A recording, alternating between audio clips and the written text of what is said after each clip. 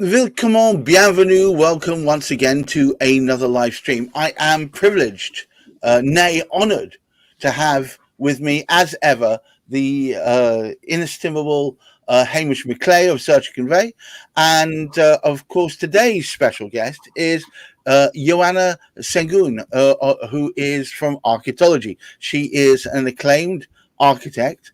Hang on, what's that special word, Hamish? A what architect? Chartered.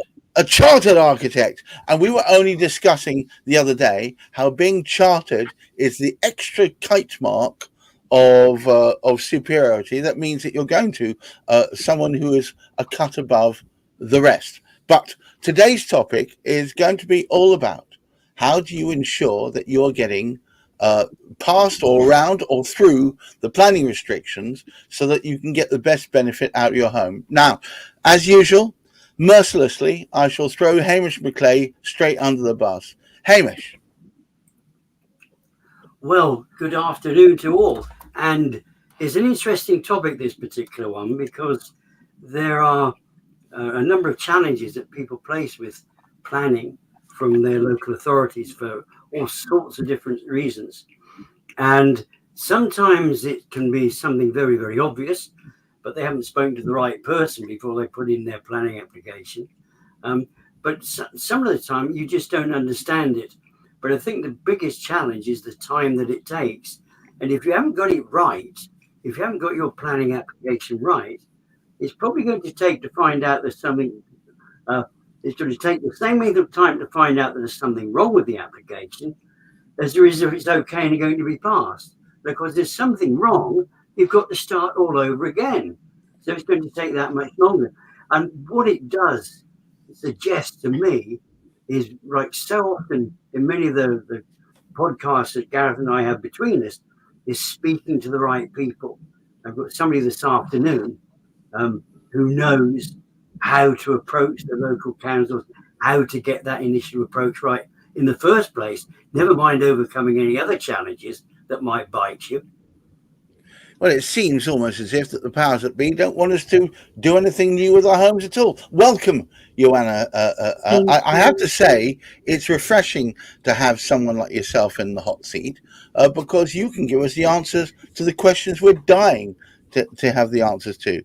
Is it a sensible thing to do? It sounds onerous to want to change anything. If I want to change the toilet lid, it seems like I have to put a planning application in. I think in some cases, yes. I think it's good to understand a bit more. I mean, taking a step back when clients are interested in purchasing a property, I think there are a few checks that they can do just to understand what they are facing effectively. So things like understanding the restrictions that there may be on the property, such as, for example, are there any protected trees in the garden or in the neighboring gardens that might affect, the property or any development on that plot? Is it in a conservation area? Does it have any listing? So is the building listed?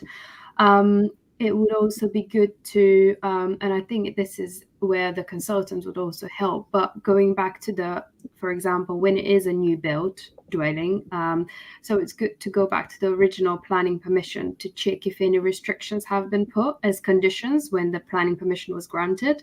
So quite often, for example, with new builds, for example, permitted development rights would have been removed.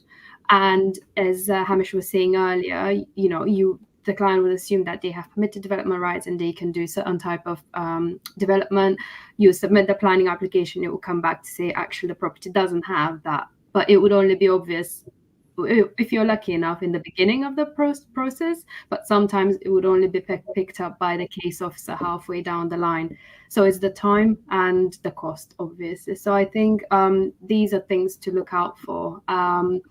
And perhaps also is there anything you can do rather than spending a lot of money on a surveyor?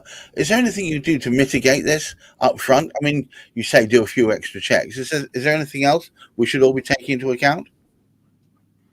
I mean, I would personally, start from just checking and understanding what you can do in terms of, what the restrictions are, what is there that you can do and what can you work with. But to be honest, with restrictions, sometimes it's the most interesting and exciting projects that kind of evolve from that as well, because as an architect, we are problem solvers, and I think when we are facing a problem, and not a problem but a restriction, we need to find that solution that works and satisfies different the client's vision and the planning restrictions, and sometimes you do get a really interesting projects.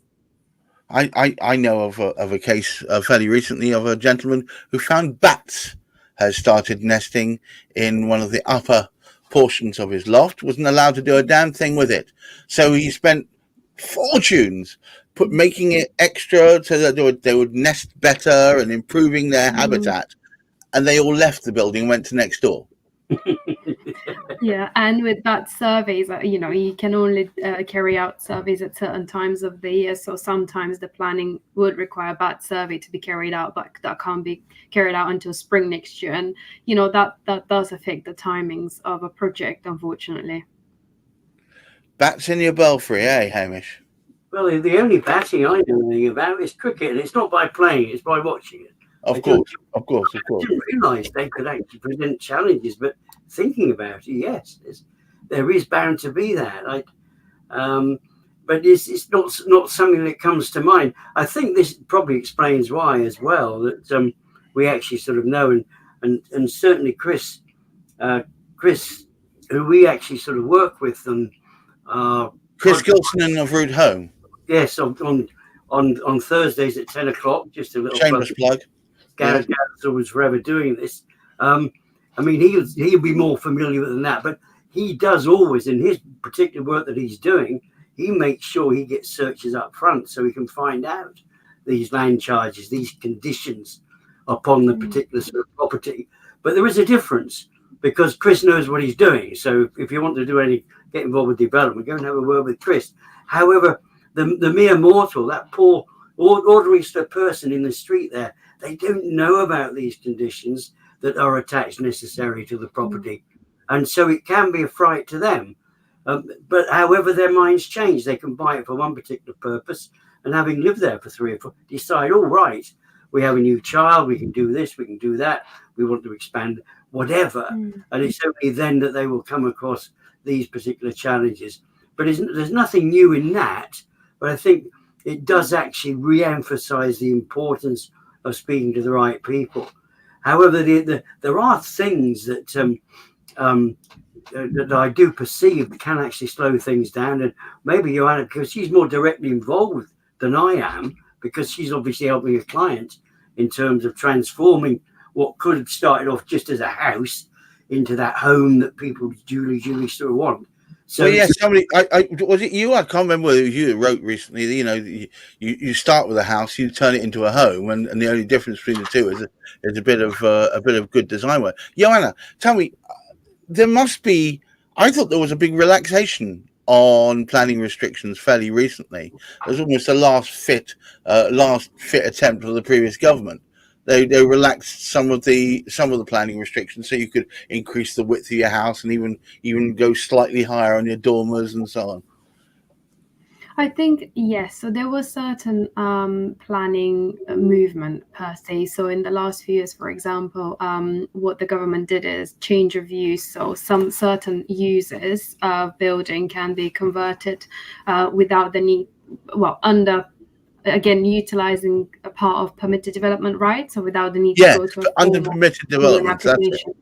Exactly. So, for example, office buildings can be converted into residential, subject to effectively meeting certain criteria. And again, we come back to the nitty-gritty of it and the person knowing what that criteria is. So, for example, you have things like 75% of the floor ceiling height needs to be minimum 2.5 meters. And or other similar conditions. So again, you need the right person there. And with some existing buildings, really, they don't have these heights. And even if they do, you need to take into account things like upgrading floors in terms of acoustics, in terms of fire. So when that building is used as residential, there is the required proofing between floors. And again, I think it comes down to where is your property, what is your property, because some of that would have been removed and wouldn't apply to certain properties. So it's really quite like site specific study that needs to be done to understand what all the restrictions are, if any. You know, I do work on properties that don't have any restrictions apart from the typical planning guidance, supplementary guidance such as heights and so on. But you know, that's your basic. And then, you know, some properties don't have anything more than that, so it's quite you know, you have a bit more freedom, still being mindful obviously, but you have a bit more freedom with them. Can I ask you, because we haven't met you before, and I want the world to understand what you're about. What is Architology? So Architology is a RIBA chartered practice. We specialize in residential architecture, and that would include working with existing buildings. So it would be extensions, alterations, internal reconfiguration, and we also do new build dwellings. And, you know, we also get involved in change of use as well, as I mentioned earlier. So, for example, office to residential in existing buildings. So anything residential, you know, we are the right people. And, you know, what we do is we do like that one-to-one approach with the client. So understanding the brief, because it's quite a personal, each project is personal. It needs to satisfy the client brief, and every brief is different, and it comes with great, you know, opportunity. And understanding that brief is key to our work. What do you think about this concept that I've heard, that, you know, often the space that's above shops, which is already marked as residential, but a lot of them is lying fallow? Yeah. Again, I've worked on properties where some conversion has taken place previously, you know, and it's not been done in the right way, and you can see the faults with that effectively. And, you know, sometimes that would have been done quite a long time ago, so technically it's considered lawful now. And there, you know, in that sense, it's probably good for the developer, but actually for the quality of the occupants living in that space, it's really not up to standard. And it depends on, again, the use that you have and that working hours that are that apply to the use below. So it's really, yeah, unfortunately you do come across these situations. But again, just trying to understand what you can do to improve the quality of living. So, for example, introducing that acoustic insulation, or well, definitely fire safety needs to be reviewed as well. Absolutely, much highlighted in recent years, obviously. Yeah. Yeah. Right. So I think it's just, sorry. You were saying, Yoana, sorry. No, it was just to review again, do the checks, see what needs to be improved, what can be improved, and then take it from there. Hamish, any last thoughts before we wind up? Well, one hears a great deal from a lively party, which has just taken over control of the government, who've come in with lots of brave new ideas. I say they're repeater, and one hopes that they actually will come to bear, particularly the positive ones. And of course, this is trying to help the planning authorities, because they're struggling, the councils in many cases. They don't have adequate staff to be able to push this through. But I think it speaks even more by speaking. What it is obvious to me, and one of the things, of course, we would like to see is a lot more buildings that have occupants within town centres. I mean, where we are in Vista is one of those that there's so many. They're just empty shells, just sort of sat there waiting for the likes of Yoana to come up with some great ideas. And I think it's sort of a little bit of pressure, one would hope, because I think if the councils bring a bit of pressure on the absent landlords who aren't doing anything with these properties and engage some, but it does, it's this responsibility aspect. But it's clear to me that if you want to move forward, you really need, and you'll find it so much more effective if you do it with the right person. So it's great having somebody like Yoana here to be able to express her sort of ideas and her sort of concept and her feelings, because we want to go about it the right way, get the right people, and you get the right results. Well, it just remains for me to say thank you so much, Hamish McLay, as ever, pearls of wisdom. But of course, Yoana, so good to have someone fresh-faced in the fray who can give us those pearls of wisdom to keep us pointing in the right direction. Remember, guys, shameless plug. Hamish already mentioned it. I'm going to mention it. Thursday at 10 o'clock. Property Quorum, ever increasing viewership. I recommend coming along. We usually have 3 esteemed property experts, of which Hamish is but one, and then we often have between 1 and 2, and even 3 in one case, visitors that come along. I would love Yoana to come along at some point to that. We'd be most welcome. But until next time, please, I wish all of you keep your feet on the ground, but keep reaching for the stars and look after that mental health. Bye-bye now.